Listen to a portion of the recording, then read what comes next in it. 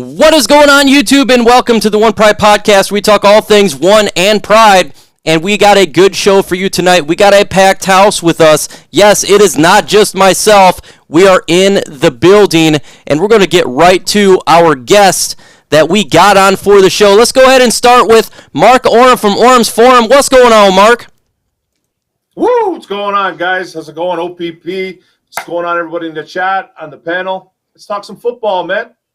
We also got Antonio Hightower. What's going on, man? So it's great to be here after some technical difficulties the past few weeks. And we got Avery Giovanni, Spirit of Detroit. What's going on, bro? What's up, y'all? You too. Good to be here, man. I love it, man. Love working with y'all. Yo, absolutely, man. And before we just get into the meat and grind of the video, obviously we got to say what's up to everybody in the chat. We got Andrew Lunsford, Zach J, Alan Dana. We also got Big Wes, Connivin, 9 Drinks, hashtag Lions, Daryl Strickland, Michael Peters, the respected madman, Corey Batten, Eric, man oh man, Patty Grimes, Chris Carbaugh. What is going on, everybody? And I'm excited. I'm excited to have people on the show, and it's not just me doing the thing. I'm excited. Mark Orem from Orem's Forum. I know this ain't particularly to Detroit, but there's a player now who is on the trade block for the New England Patriots, N'Keal Harry. Should the Detroit Lions pursue N'Keal Harry? I'm not a big fan of getting rid of draft capital right now. I know I've heard that apparently the Patriots are willing to let him go for a 6th-round pick. I've kind of heard that 5th or 6th-round pick, but I think I'd rather keep the draft capital. I know he was a really good player at Arizona when he played in college. I think it was Arizona. I'm not too sure. Don't quote me on that. But I know he was pretty decent in college, 1st-round pick. Had some injuries, can't really get himself together. Is now demanding a trade. So we have a bunch of unproven wide receivers. Maybe, if we're going to give up a 6th or a 7th, I'd be for it. But I'm not really looking forward to giving up picks right now for unproven players. Hey, I totally get it, man. We definitely got to have quality players that we pick up. And we're talking about the NFL draft. Avery Giovanni, should the Detroit Lions decide to look at a trade, in your opinion, for N'Keal Harry, wide receiver from the New England Patriots?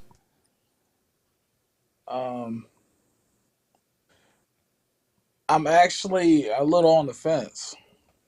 I'm on the fence. I think that at the end of the day, if you give up a 6th-round pick, it's only a 6th-round pick, and that's not now. If they wanted a 3rd or something, that would be too high.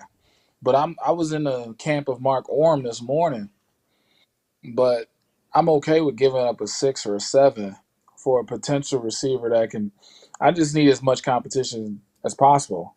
He's still got speed. He's still got separation ability. He still has, he has that red zone like Galladay fit for me.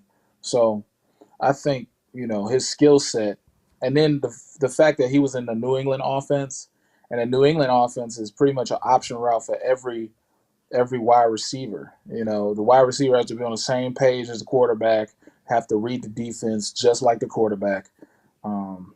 That's a lot to ask when you're just trying to play fast and free. I think this would be the best team for him to come to, because we just want our players to play fast. We want to keep it simple, and if we do make changes, they spot on changes. They're not.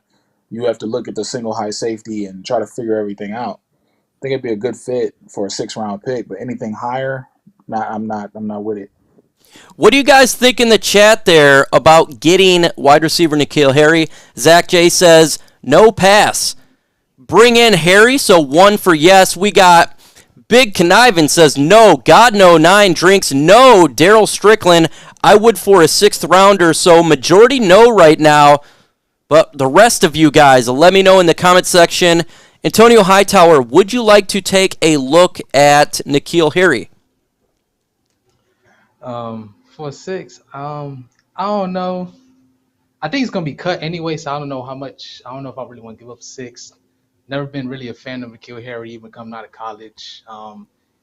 kind of thought he was overdrafted by New England Patriots. You know, he doesn't like he's athletic, but he's not like really athletic. Like he's not like Galladay athletic, right? Where you just look at him, and go like, well, he might be kind of big, but he's like explosive for his size. He just route running was never really there. I just never was a fan of him. Honestly, I like Cephas and St. Brown better than him, but at the same time, I can't really say no to a young receiver because our receiver core, I've been saying it. We've been saying how barren it is, especially when it comes to talent and taking a shot on anybody. We need to take a shot on anybody we can. So, I mean, I consider it, but I think he's gonna get cut anyway. So I don't know if we really should offer a six for him. But like, if you can get him, especially if he gets cut, I mean, there's no harm, no foul going after him. Folks, make sure you guys hit that like button. We got 30 in the chat with 21 likes. When it comes to N'Keal Harry for me, I wouldn't mind trading a guy who we're going to cut.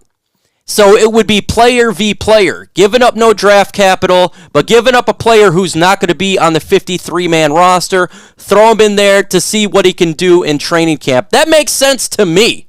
Because if you're going to cut a player anyways, well, you might as well just take a look. But if they are going to cut him, there's another way you can add him. I have no problem with that. I'm not a fan of giving up draft capital right now for him. Be very few people I would give up draft capital for, and that would probably be more of a linebacker from that sense, Hicks. But for a player v. player, just to kind of see, could he potentially get better for the Lions, that would kind of make sense for me. But I totally get it with the draft capital and understand it from that facet. So it looks like a lot of people so far in the chat says no, but we got Michael Peters and Bryce that says yes. Why not give it a shot? So totally get it. It looks like we're a little bit split here from that facet. Now, I did talk about, and I made a video about Hicks, the linebacker from the Arizona Cardinals, and he is potentially right now on the trade block. Matter of fact, they allowed him to seek a trade. Mark, would you want to trade for Hicks? To me, look, he was a leading tackler for the team, tied up there with Budda Baker. If you could get him, say, for a 5th-round draft pick or a 6th-round draft pick, even though he's a little bit older, we're talking 29, 30 in that area, what would you think about that, Mark? Well, if I'm giving up maybe a 5th or a 6th, man, for a guy that's been pretty productive in his NFL career, maybe looking to get a fresh team, a new look, this is a linebacking core that we have, fellas, that is abysmal. We don't have too many playmakers on this team at the linebacker position. Jamie Collins, we got 2 guys that are going to be switching from defensive end to outside linebacker in a 3-4. We need another playmaker on defense, and especially in that room, in that linebacker room. So if it's a 5th or a 6th for a guy like a Hicks, I'm all for it, man. The guy's productive. He's been around. So, yeah, 5th or a 6th, I'm all in on that one. Yeah, and make sure you guys go ahead and subscribe to Mark Orm from Orm's Forum. He's doing Detroit Lions content. He does Detroit Tigers content. He's all about Detroit. So if you're not a subscriber, you're straight nuts for sure. Or you're funky nuts, who's just absolutely terrible. Let's go ahead and go to Avery Giovanni. Would you go ahead and trade for linebacker Hicks of the Arizona Cardinals? What would your be thoughts on it? And if so, what would you want to give up to get him? I actually, upon thinking about the draft picks of next year, it came to my mind, like, we're going to have great compensatory picks. We can give up a 6, but we're going to get like 2 or 3 compensatory picks next year. So I would definitely give up a 6, maybe a 6 and a 7, I don't know, or a 6 and a 5th the next year. He has been productive for a long time. I think the scheme fit is there. He's a linebacker that can play in space. He can play the zone well. He can read the tackle. He doesn't fall for the okey doke. And again, He's just 20 leave. So, I think at the end of the day, I think he's more of a value, especially when we have a linebacker getting older in the tooth. We have to do something about that linebacking core. Right now, there's a lot of free agents that are good too. So I would say take the risk if I trust in Brad Holmes finally. So I believe he'll take a risk, a calculated risk. But I think he's going to wait for people to get cut so he won't lose that draft capital. Yeah, absolutely. What do you think about this linebacking core, Avery? Tell the folks of kind of how you rate the Detroit Lions linebackers. Do you think they're, top 5 linebacking core, one of the best, or do you think it? Do you think? Or you think it's a little bit low? Optimism. We ain't gonna be the linebacking core can return to form. No, we're not gonna do that. We're not that guy. I think that. Okay, I would say our pass rushers. I would give our pass rushers a B+ as it stands. As it stands, we got one dude who can get 7 sacks a season, guaranteed, and we got another dude who's gonna get he can get 8 to 10 in a quar. And you have Trey Flowers who can get 7. He's proven over the course of his career, no matter how last year went, he can get 7. So that's to me, you got pressure from both sides. That's a B+. All right, I only give him a B+ because I can't just give him an A because I don't know how they're gonna play in with zone. So I give him a B+ for the pass rush. Anzalone, Barnes, C- for both of them. I'm sorry. C- because Anzalone, I haven't seen too much from him. He wasn't a focal point on the Saints defense. He was just around the football. He does fly around. He does get around, but I don't see no playmaking like he needs to be. You know what I'm saying? I don't see no. The dude we're talking about trading for, that dude's a playmaker. That dude's just a little old. So I would give if he would come into our linebacking core, we would have an elite linebacking core because I can trust our middle linebacker that we got from New England. We brought him in as a free agent. I can trust him. I feel I can trust him in his zone. I feel I can trust him to make the right calls. But that middle linebacker that plays opposite of him, I need that to improve. And I think his Hicks dude, dang, will be a better improvement. Way top notch. Now, I definitely if you want to take someone's advice, take Chris Carbaugh's advice. He says, might want to wait to see our linebackers look like not having a pass rush and need to grab someone in the deadline to shore it up. Just trust me, what he says, you probably want to listen to, just an FYI. Antonio Hightower, what do you think about the Lions trading for Hicks to help out this linebacking core? Would you? If so, if not, explain why. I'm kind of iffy on it. And the reason I'm kind of iffy on it is, realistically speaking, I'm not worried about the linebacker core now. I'm worried about the future. And we know our future. It ain't bright at the linebacker core at all. We got, Barnes and Tavai?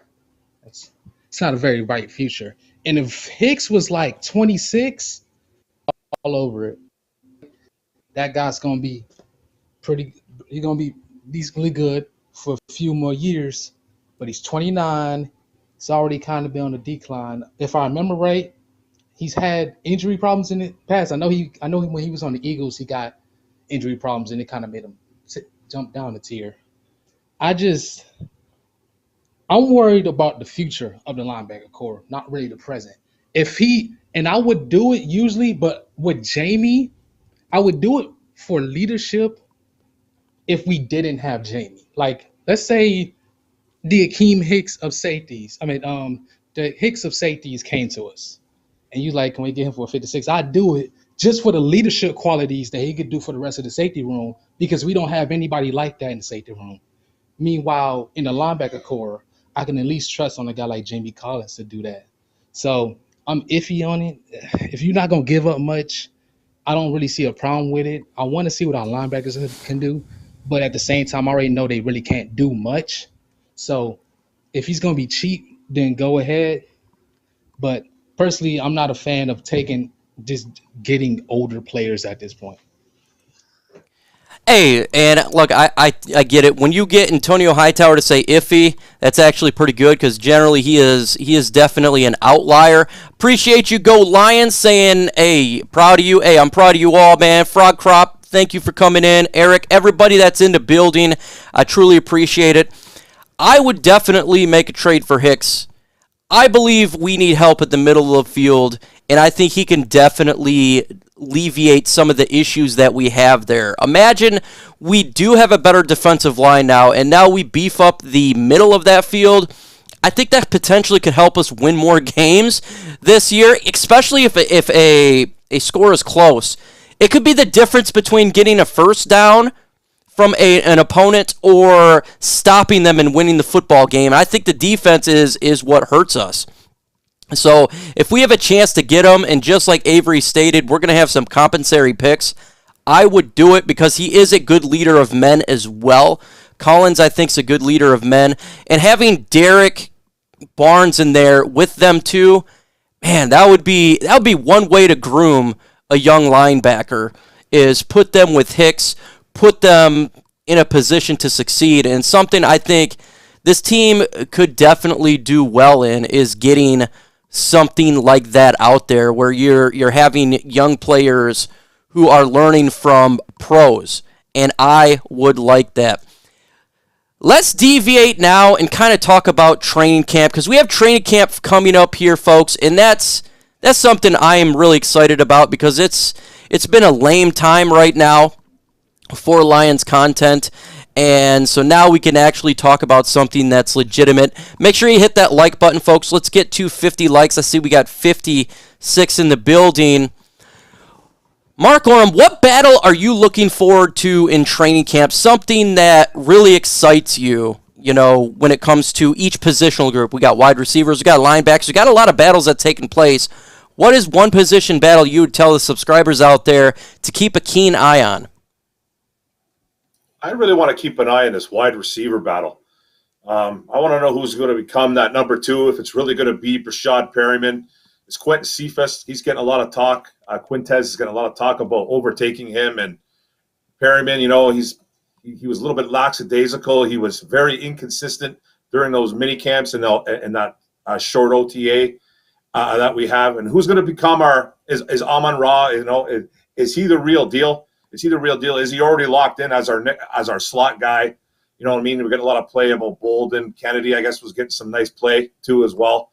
Who's going to take over? I already think Tyrell Williams is going to be the number 1 guy, but he's never really truly been a number 1 as well too. So this is kind of new for him too. This is a very new look for this Detroit Lions. We're always used to seeing guys like Calvin Johnson, Golladay, Marvin Jones, staples. Danny Amendola, staples of our wide receiver room. Now it's kind of it's kind of flip a coin.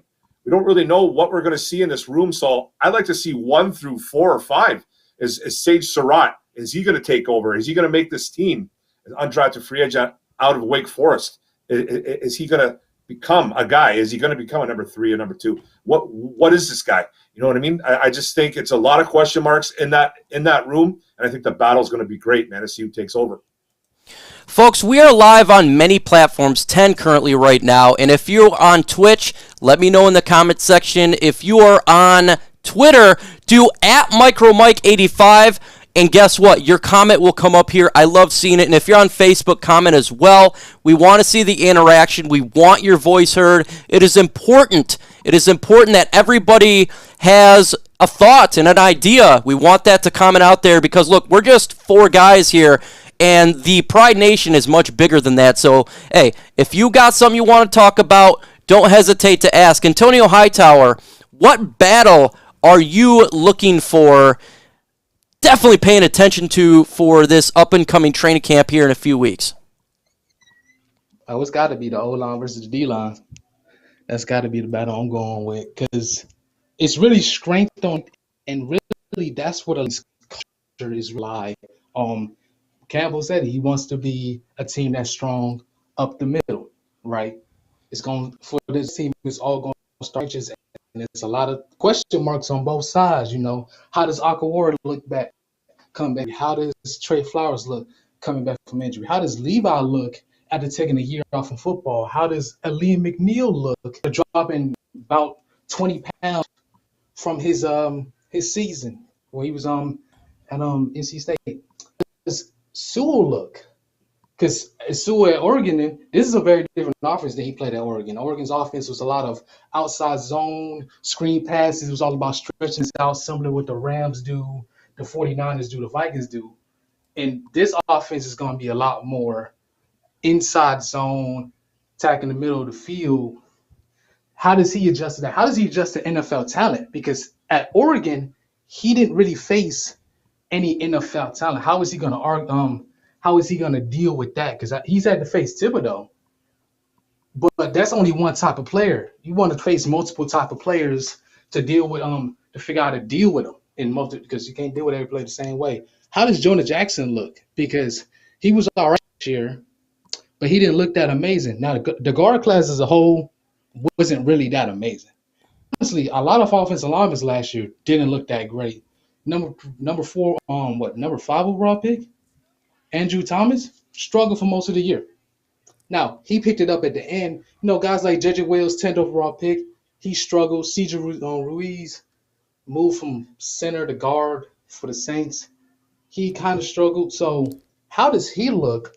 Because those two, Sewell and Jonah, are going to be very important for this team's present and their future. Because if we want to be a top 10 offensive line, I think we're kind of just on the border of being a top 10 offensive line. It's going to depend on how good they look and how much they improve over the season. Because I already know what I'm going to get out of Vitae. I know what I'm going to get now. I know what I'm going to get out of Decker. Those two are they're the two guys I'm kind of like, what am I going to get out of them? And, that's just the offensive line, defensive line. How does Julian look? Year off, had some injuries, in college. I think they really just redshirted him last year, so they didn't risk anything. How does this look? Because one of his biggest problems was why he was so bad against the run. His leg's not that strong.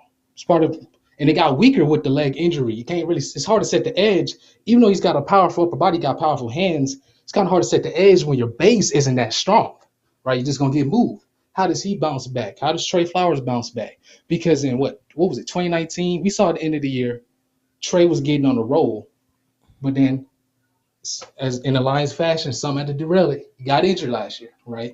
And we already saw the difference in how losing him hurt our run support. And we're going to face a lot of really good running teams that really attack the outside. The Packers, Vikings, 49ers, Rams. These teams run a lot of outside zone. So our ends are really going to do a lot of work in the run game. So that's going to put a lot of pressure on Aquara, both of them, and Trey Flowers. So edge in the run game is going to put a lot of pressure on the backs too. Man, I got to say, I got to give this. Ultra Combo! That was an explanation and a half out there. That was talk about an essay type of word. Great work by Antonio Hightower. Some of the comments said you're a little bit quiet. So next time, I'd say get a little bit closer to the microphone.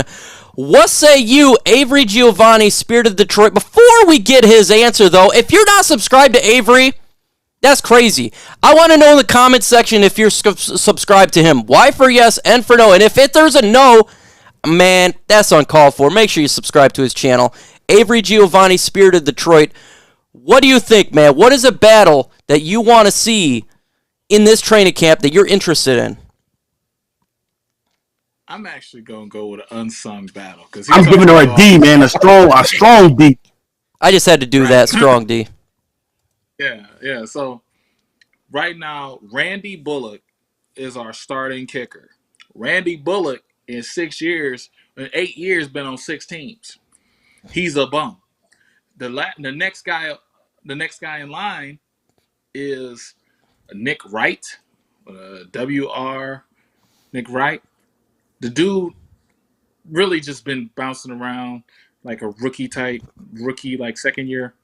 I'm doing more research on him, but to me, it's a wily old veteran who can't kick a winning field goal. Who's spoiled 2 field goals the last 2-3 years for different teams, and we have a unproven young gun with Nick Wright, who was an undrafted free agent. Now we struck gold with the punter and the undrafted punter last year, and he became a Pro Bowler. But I haven't heard nothing about the kickers. I know everything else is compelling. The wide receivers, the tight end battle, the safety, everything else is compelling. But who gonna win us that game when Goff leads us all the way down the field and tries to game winner? Because you never notice a kicker until they lose you a game. So that's what I'm Man. looking forward to. You know, that's a Combo breaker! absolutely, man. And a lot of people, they say a kicker. Come on, man, it's true. They can win us and lose us some games. How many times have we said Matt Prater, mother beep beep beep beep, and we didn't hear the noise that we wanted to hear. We wanted to hear, but we didn't because the kicker screwed up. I am with you, man. Kickers are players too, and I have no idea what's going on there, man.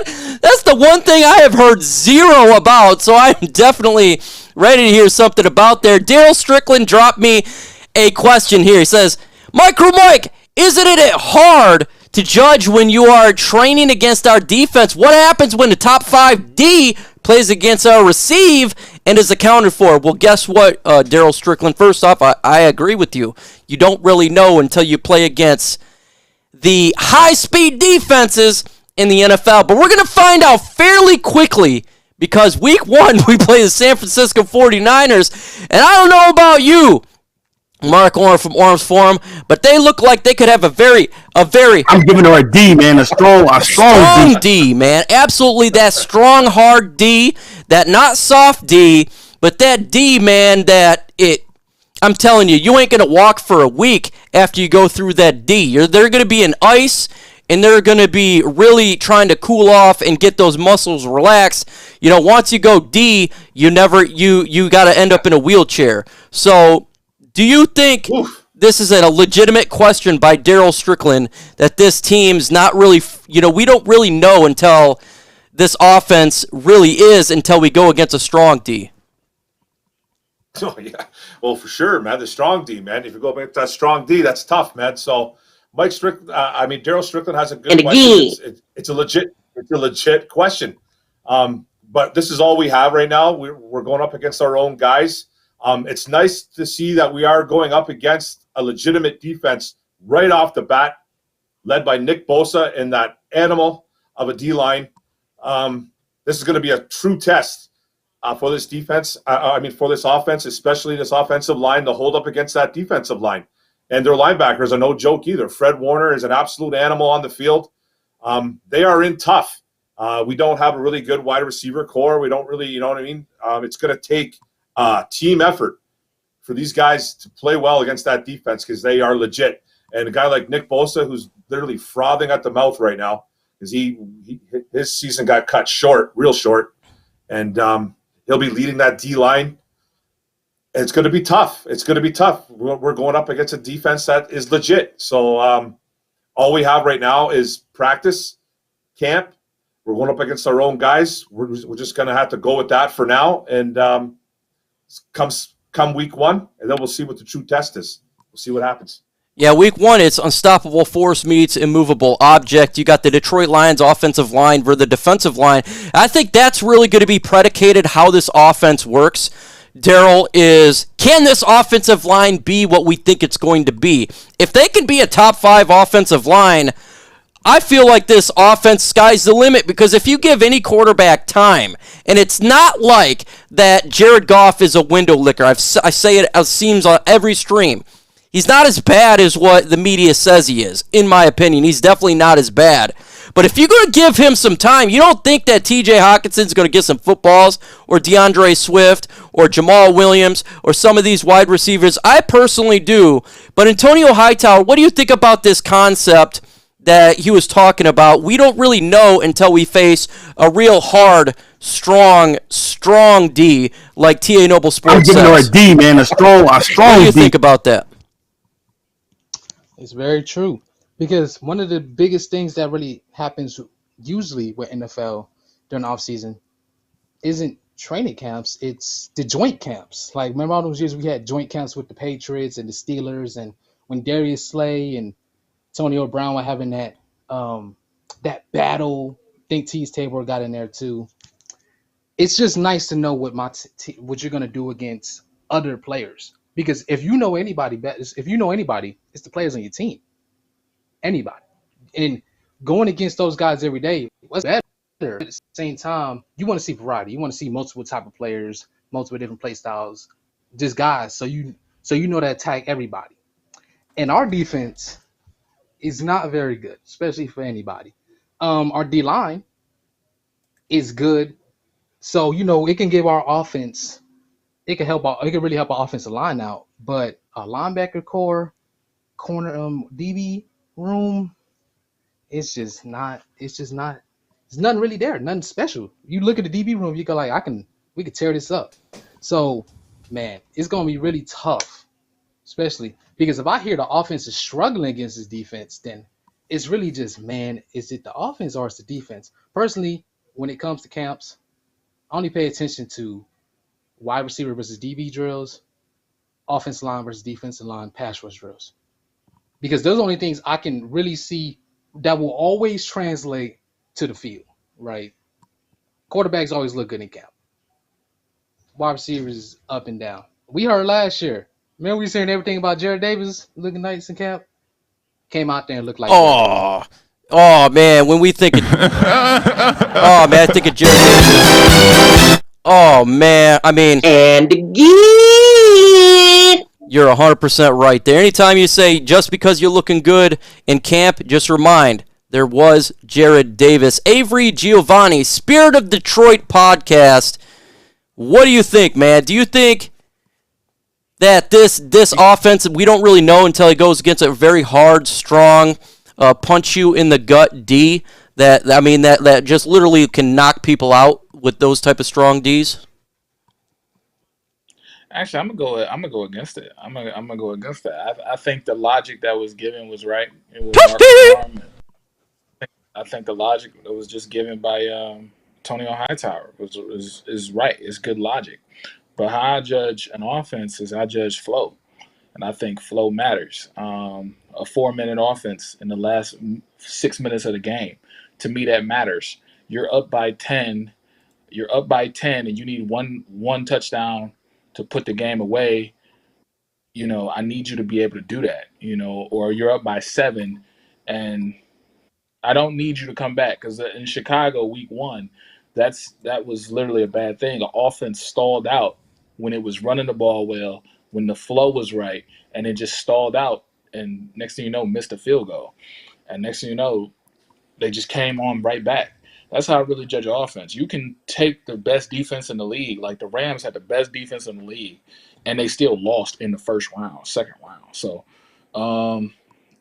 like I said, I need to see the flow. I need to see a 4-minute offense when the game's on the line, when the nerves and the tension is there, and I need to see how it's conducted. Is it balanced? Is it pass?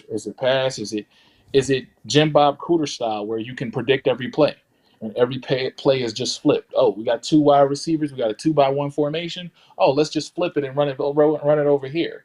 If we have an offensive coordinator, Anthony Lynn, who knows anything, he knows how to balance the offense and keep it diversified and keep that 4-minute offense humming and purring, so your quarterback doesn't have to worry. Your quarterback needs to get the ball out quick. He needs to keep going down. He has a confidence issue. Goff does have a confidence issue. So we got to keep him upright. We got to keep him right. And we got to keep him in a position to score when the game's when we need to ice the game. That's how I really judge offense. So love it. Oh my God! Great work there by Avery. When he speaks, it puts shivers down my spine because it's hashtag facts on there. Motor City Sports Podcast, Motor City Podcast. What's up, man? Make sure you subscribe to his channel. That's what it's all about, folks. This is your time to shine. It's time for the mailbag segment. That means if you got questions, I may have some answers.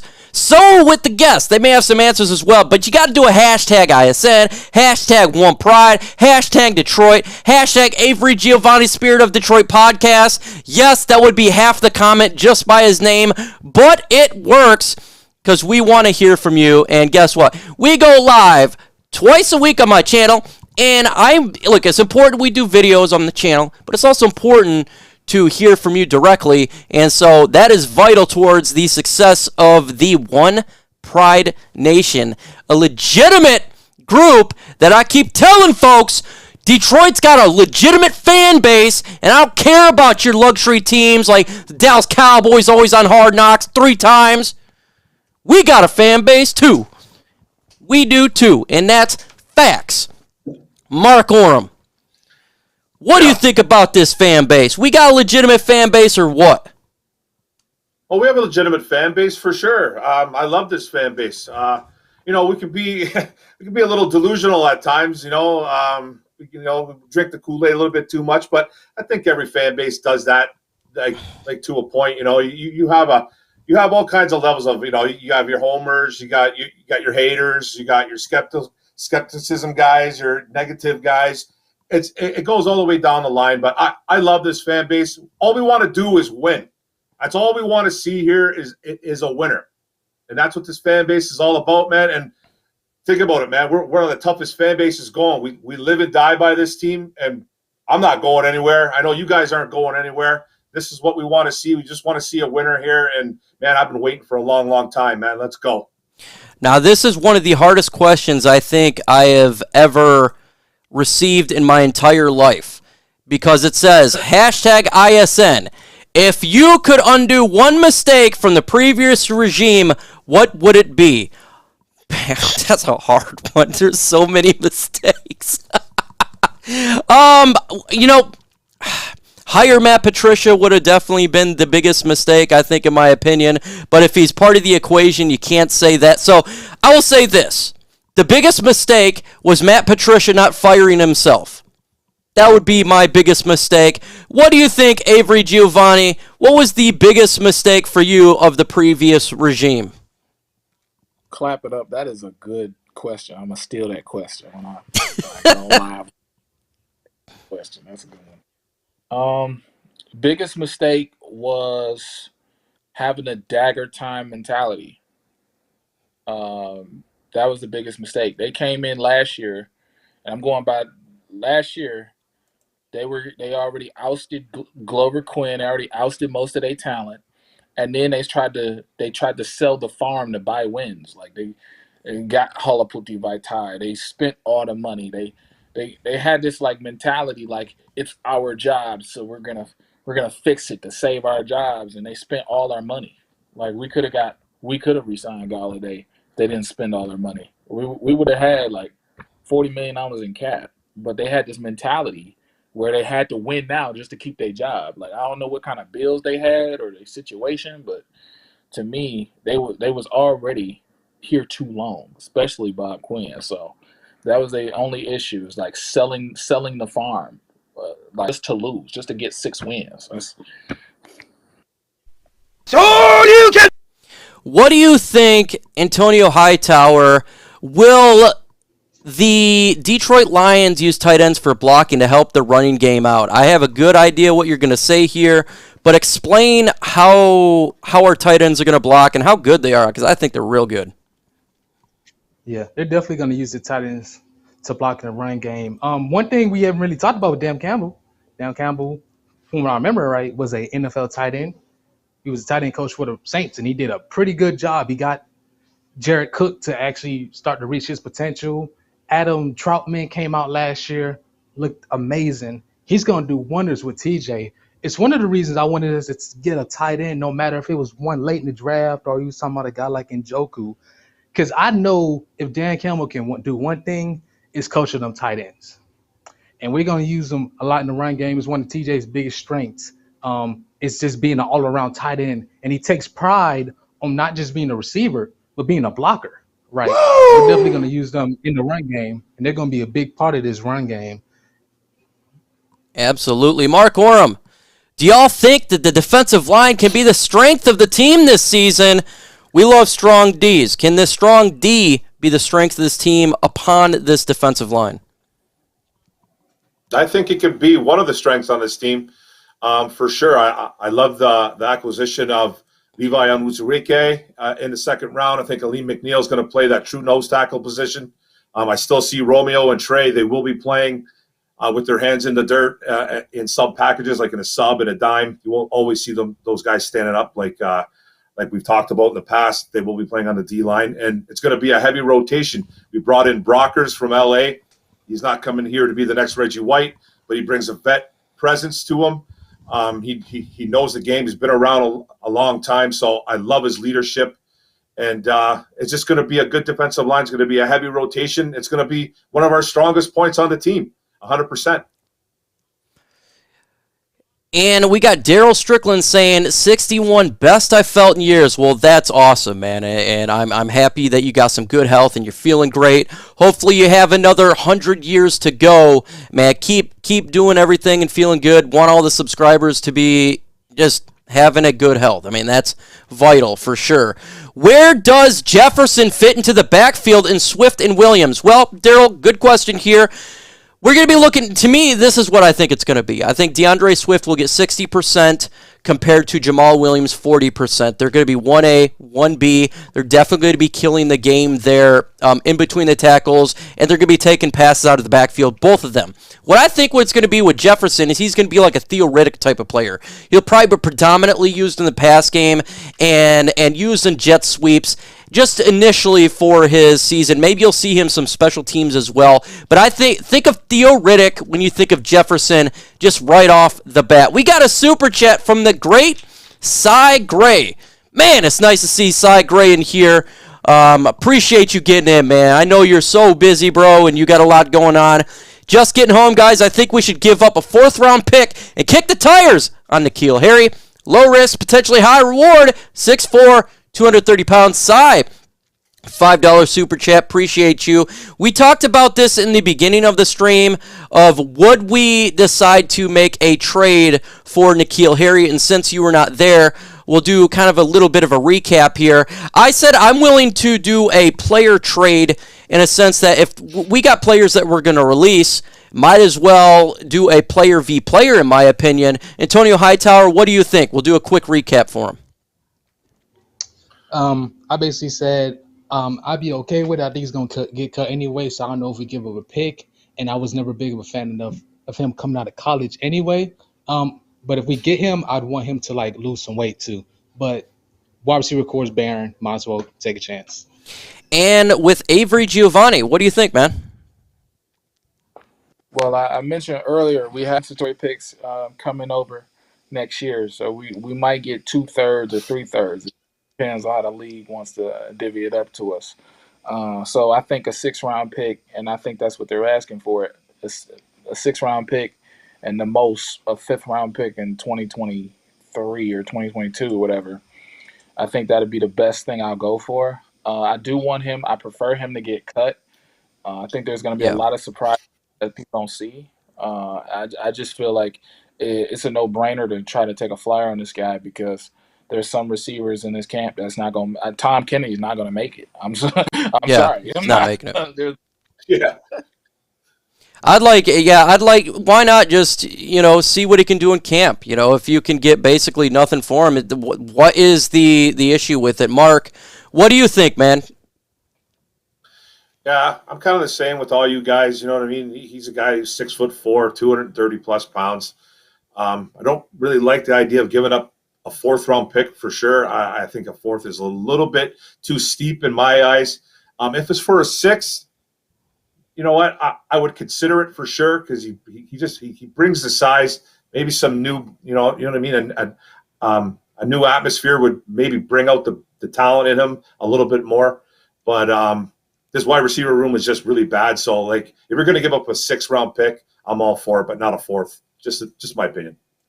Make sure you guys hit that like button. That's the best you can do. It's free to do so for the channel, and that's help the content get out there. The more likes you get, that really does help out. So smash that like button if you haven't done so. We got 74 in the building with 57 thumbs up, and we got Funky Nuts, who's trash. We got it here. Do you think the linebacker and safety is our 2 biggest needs? Yes, I do. Well, you go ahead and put in there as well for wide receiver, but to me, linebacker is number 1. Safety is probably number 2 just because I don't trust Harris, and it's not like we have a ton of individuals on there. And I'd say wide receiver is number 3. What do you think about that, Antonio Hightower, for our biggest needs? How would you rate our biggest needs for the Lions right now? It would definitely have to go for me.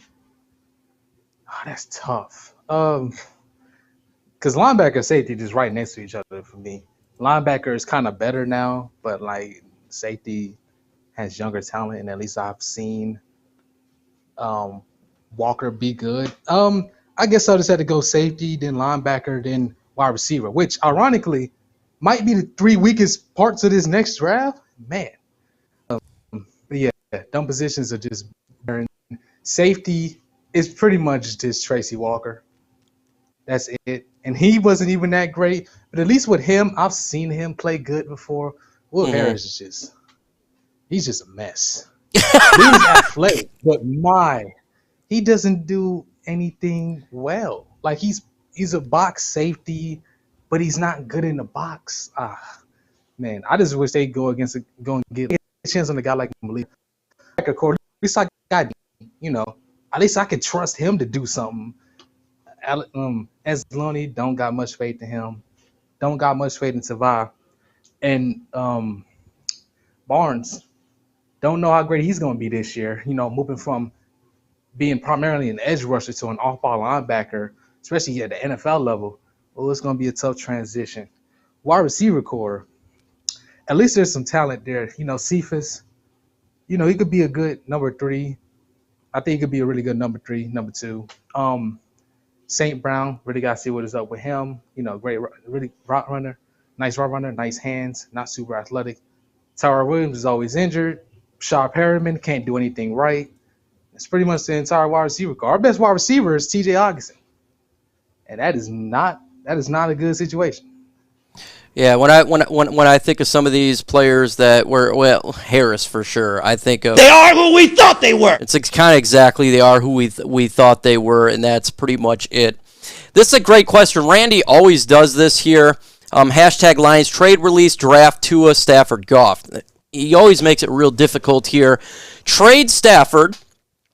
I would release Tua and draft Goff. I get because I'm just not sold on Tua being healthy predominantly, but that's it's fairly difficult. But I love the trade that we got from Stafford. I mean, obviously we drafted him, and so I draft him. But at the same time, man, we got a lot of capital for him. So I love the trade that we did there. But he's always coming up with the difficult questions, and that's what we like. So if you guys got questions, let us know. And we got one here from Panay Sewell, enthusiast. He states, should the Lions pursue a receiver such as Cortland Sutton?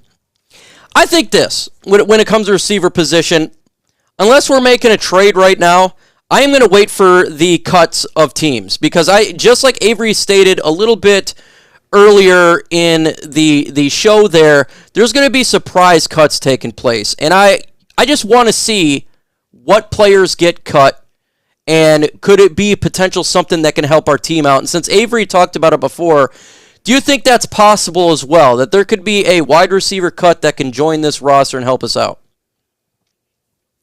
Yeah, I think so. I think I just did a video on there's the Rams. The Rams have like 6 receivers on their roster, 7 really. They have 7 capable receivers. So there's going to be some surprise cuts this year. And our weakest position, I wouldn't say, is wide receiver.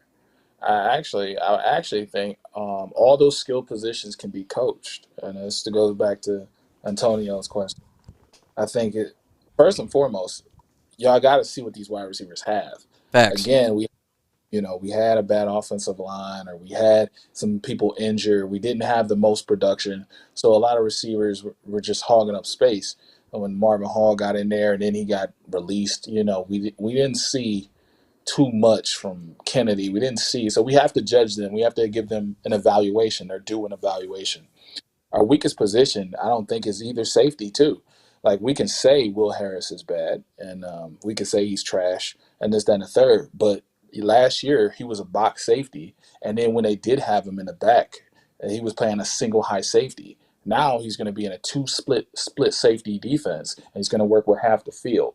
So let's see him and evaluate him, give him the respect, because now he can work with half the field instead of chasing, sideline to sideline. He's not Eddie Jackson. We know that. I don't know what the last coaching staff did. I think our weakest position, and this goes back to your question with the wide receiver cuts, we can get a wide receiver like that, and that can change every other wide receiver. You understand what I'm saying? Facts, yeah, 100%. Right, and that veteran could just open up for everybody else. Linebacker, I think you look at the career of James Ferrier. James Ferrier was drafted high by the Jets. He had 5 years of inconsistent and pedestrian play. He goes to the Steelers and works out great. Has a change of scenery, works out great. I think the same thing is going to be there for Tavai. Tavai he's the same place, but he has with the duties of the linebacker, and he has a change with the staff, and he's actually going to be coached. He's actually going to be nurtured instead of just put out there on an island and told get fatter. I think our weakest position is kicker. That's what I think, and kick returner.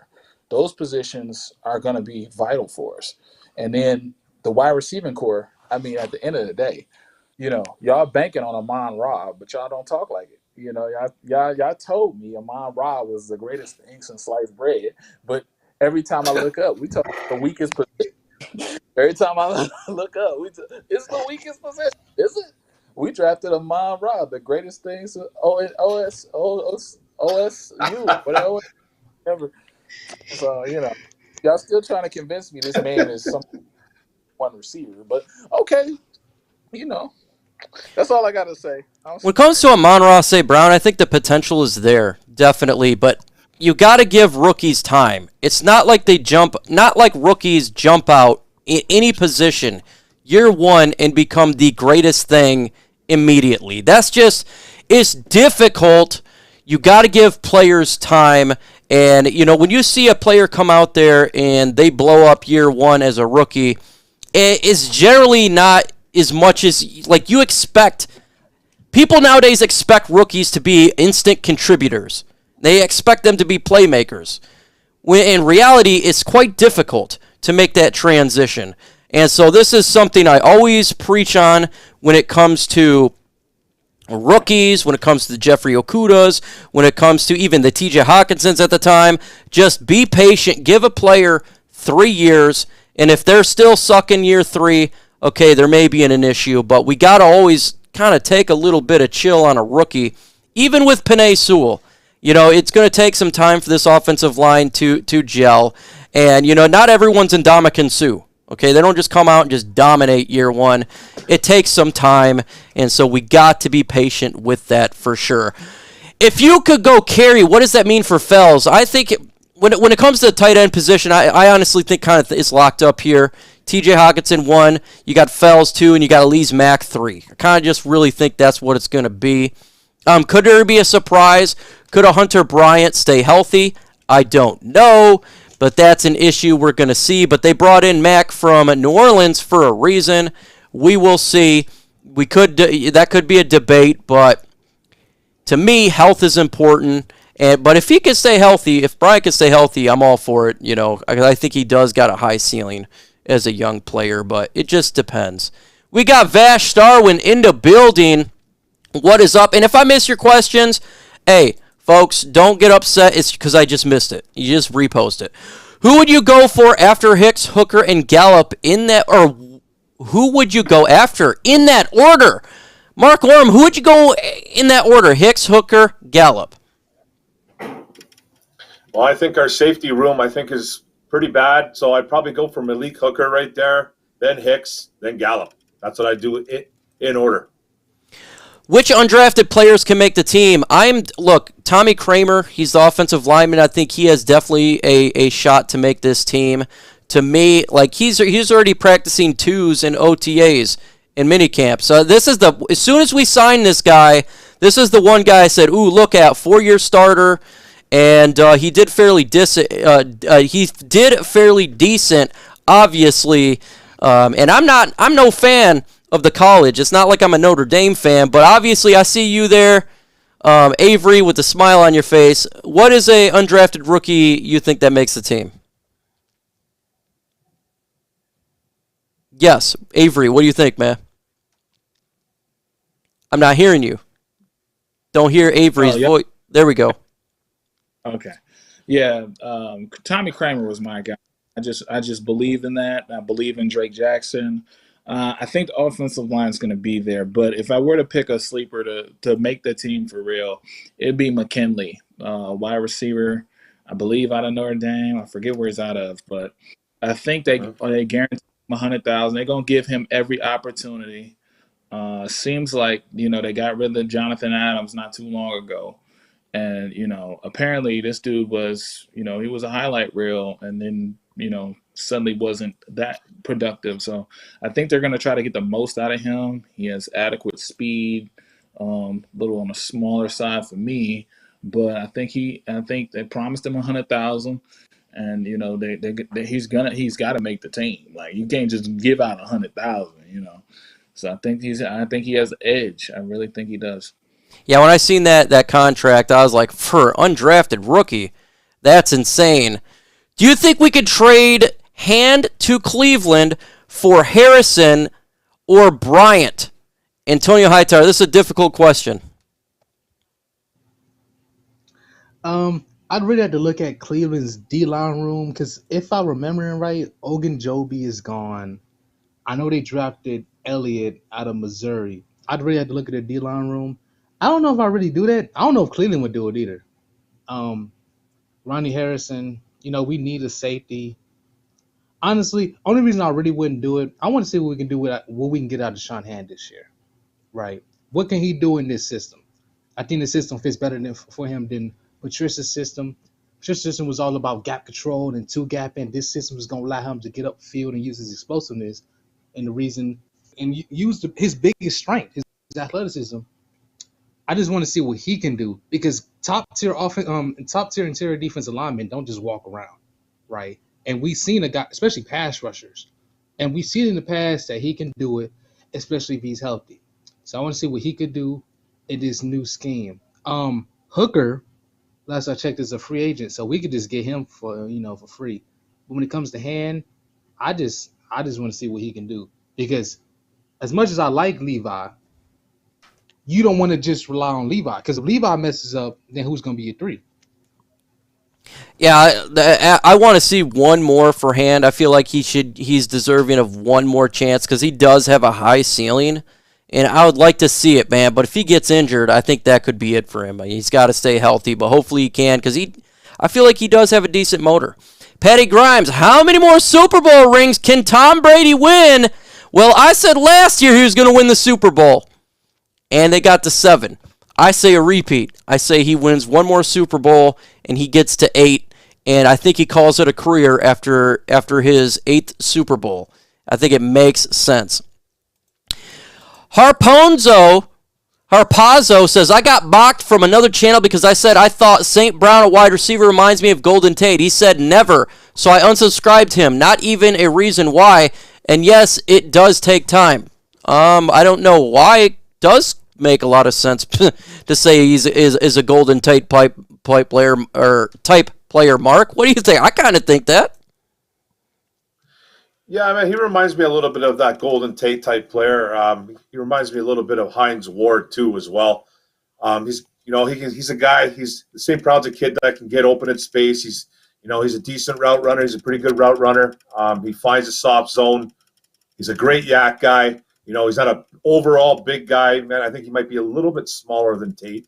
I think a bit. I'm not too sure, but yeah, man, he reminds me a little bit of a Golden Tate type player with a little bit of Hines Ward in him, a little more physical Golden Tate, if you will. So, yeah, man, he's going to be a pretty good player for us. But you guys got to remember, this is going to be a run first team, and he's not even going to be a third or fourth option on this team. So, just lower your expectations on St. Brown right now. I don't think he's going to put up those kind of numbers that Golden Tate did, but he's a work in progress for a team that's going to be run heavy.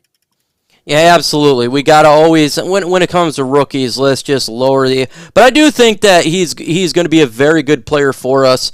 But I'm not saying he's going to be a world beater this year. If you looked at my expectations for the wide receiver position, I had a ton of downvotes because I wasn't too high on big-time numbers for that group. But I just think they're going to be focusing on the tight ends. They're going to be doing a lot of running backs as well. And I think, again, just like everybody said here on the panel, who do you think wins the number 2 quarterback job? Avery Giovanni, Spirit of Detroit. I mean, well, when you're playing with a lack of talent, a lack of skill, it's gonna go to who's more available.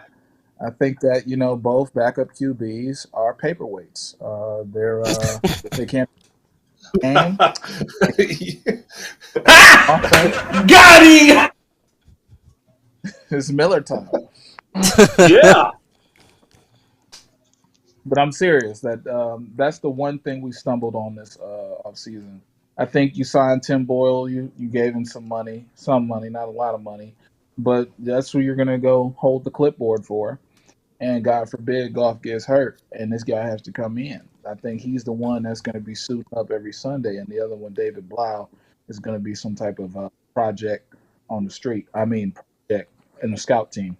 Again, my disrespect for warranted. I've never seen these two function in an offense, a functional offense. I've never seen them play in a live game, and I've never seen them actually uh, threaten a starter. Again, when David Blau came in there and Chase Daniel and oh god, fans was like maybe he could do light a spark. A what? He can't even find the lighter, and I think the same of full-time Boyle. Hadouken! Hey, he Hadouken. I think Boyle's going to win it because you paid him. I think Boyle's going to be the guy. Mark, this question's to you from one of the first subscribers I've ever had, Mr. Go Lions, who's also a member of my channel. If you want to be a member of my channel, hit that join button. You can be a member like Mr. Go Lions. Would you like to add to, who would you like to add to the defense? Mark Oram from Oram's Forum. Who would you like to add, man? Hey, what's going on, Go Lions, buddy? Yeah, thanks for the question. Well, like we've always been saying here for a long time now, the safety room's terrible. I would like them to take a look at Malik Hooker, or maybe even bring in a Trey Boston, a seasoned vet too. That's been on a few teams, Carolina Panthers, at that safety position. It's definitely, I think it's the weakest unit on the team, especially defense. So I think it's the number one problem. So Malik Hooker for me, or even a Trey Boston, just a safety, man. Let's go look at another safety. You know, it's always good to bring a hooker into Detroit. I think that's the smartest thing to do because it really motivates the players around them, and that's something definitely our last regime wouldn't do. They definitely wouldn't bring Hooker in. You know, they're not very safe from that position. They want to bring in, I don't know, Rory. When we bring in real Lions here, all you got to do is ask Dan Campbell, and that's the facts. Malik Hooker would be the guy I'd look at too. I'd like to get a veteran in the back end of this defense. I think that would be nice. But then trading for Hicks. I think if we could trade for Hicks, man, that would make me feel much better on Sundays, having a veteran like him back there, really, grooming the young guy and making plays. He was no slouch, man. He literally, for the Arizona Cardinals, was the top tackler for the team, come with the great Budda Baker, who's one of the best safeties in the NFL, in my opinion. Man, I mean, so it's not like they're slouches, and I think that would be fine and dandy to have players that can really help out immediately, and that I think those two could. Obviously, when it comes to Hooker, it's the injury history. Can he stay healthy? But sometimes risk and reward. It's just one of those things. You got Frog Crop laughing his tail off there, thinking that's funny. Hey, man, it's funny. It definitely is funny, for sure. We got Trey Boston there. Who do you guys think, man? Who would you bring in the comment section? It's throwing some names in there. Doesn't have to be anything that we commented on a specific name, but I love hearing for what you guys think. We got Hookers. We got Trey Bostons. Definitely. Hey, we can't get the great Kerryon Johnson. We also can't get the elite Jared Davis. They're no longer available for this team. They're on different football teams, but there's some definitely quality players out there. What do you think, Antonio Hightower? If you could get one player on this team, who would it be? Could it be through trade or free agency? Trade, free agency. Go ahead. I'm gonna say a name I haven't heard anybody bring up in years. And he was on my list of guys I brought up on Mark's show a long time ago about situations the Lions should pay attention to. And that is Tremaine Edmonds, backer for the Buffalo Bills.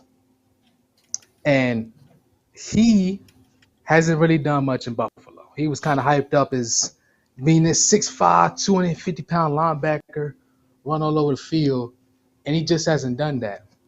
And I think in Detroit, specifically with Jamie Collins, him and Jamie Collins cut from the same cloth. I think he could really learn from him. And we was talking about earlier, trading Deshaun Hand. Well, the team that really needs some interior defensive line help is the Buffalo Bills, because Ed Oliver has been extremely inconsistent in his career.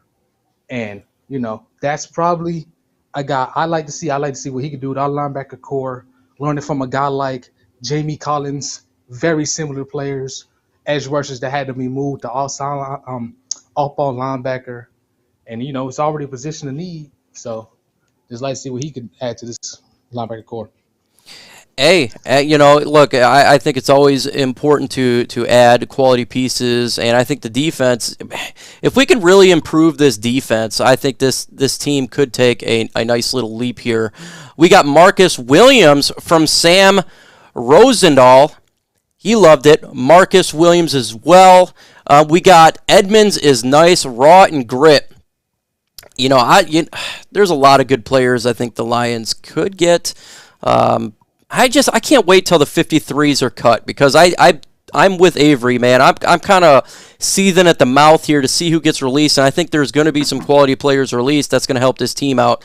I know, there's free agents right now, but I'm telling you, man, it'll pick up then, and we could really get better off other people's cast-offs and to help this team out. Mark, what is a player you could get, trade, free agent, that you would like to acquire? Me, yeah. Well, I'm just going to stick with the safeties. I just want to go get a safety. I think this is the worst safety room I've seen in a long while here, and it's something that needs to be addressed. I don't trust anybody in this safety room. I don't trust Tracy Walker. I don't trust Will Harris. I don't know who's going to be the number 3. We got a bunch of undrafted guys that, Tavante Beckett, is it going to be like a kid like that? So I'm going to stick with the safety room. I want either Malik Hooker or Trey Boston. That's it.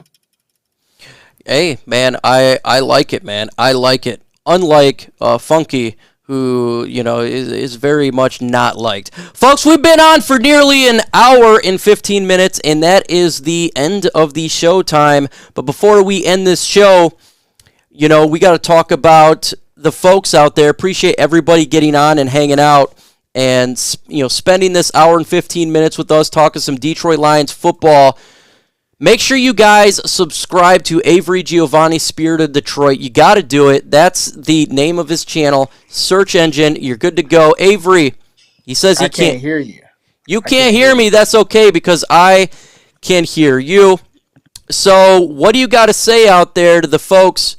Avery Giovanni, do you got to say anything while he closes this bad boy out? He can't hear. There's issues, but that's okay. He says make sure you subscribe to his channel. That's per sure what he's got to say. Antonio Hightower, what do you got to say to the folks? Oh, it was great coming out with you guys after not being on here for a few weeks. Man, this hour and 15 minutes kind of flew by. Facts. Man, got something more to talk about. I might have to make a video on it. And again, it's great coming on here with you guys. Lions are going 0-17, setting a record, and first overall pick. Hey, Avery, can you hear me now? He's got thumbs up. What do you got to say to the folks when we close this bad boy out? Man, being on here with MicroMike was truly amazing. It was a damn sure a good time. The fans is great. Y'all have the best questions, I believe. Definitely going to use y'all questions because it's amazing. MicroMike, you're a superstar. Mark Orm, y'all superstars. I'm just happy to be on here. Y'all always been superstars to me, and it's just an honor to be on here. Antonio Hightower, you're intelligent, you bright, you witty, and I just love it. Go Lions. Hey, much appreciated, man, and that's what it's all about here. We did get a super chat, $10 super chat from Frog Crop.